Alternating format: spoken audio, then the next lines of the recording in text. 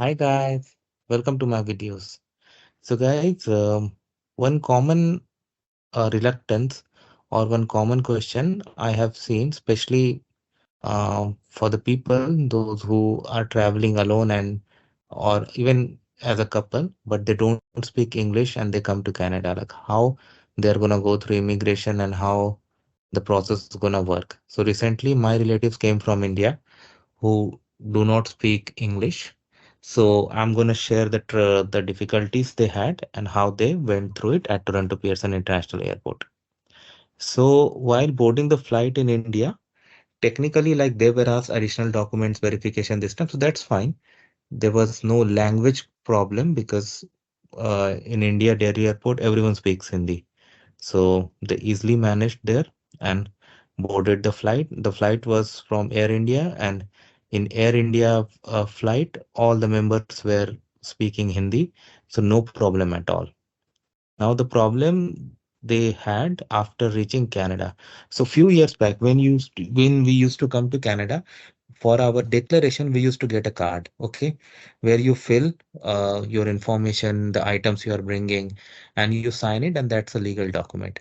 That process has been withdrawn now. Instead, you can do in advance using ArriveCan app or website, but still you have to get that printed at the kiosk, automated kiosk, where your picture is going to be taken, your document is going to be scanned, and then you go to the immigration counter. It saves times. It saves times, no doubt, for the immigration officer, but for older people, specifically those who are not so much tech savvy, this could be a bit of trouble because there is no manpower. So if they're stuck somewhere, it's difficult for them. So this is exactly what had happened. So when they came, my relatives, they were standing in the queue for immigration and they reached those kiosks where they had to scan their passport picture and fill the information. And because the instructions were available only in English and French and they don't speak English and they have like very little knowledge of English. So they couldn't do much. So they were stranded there. They were seeking help. So there was an officer helping, but the problem they had, the officer was also not Hindi speaking. So they were stuck there for 20 minutes. Now, the escape they had, there was a security guard who knew Hindi. So my relative went to him and described the problem, and this guy was kind enough and decided to intervene and help.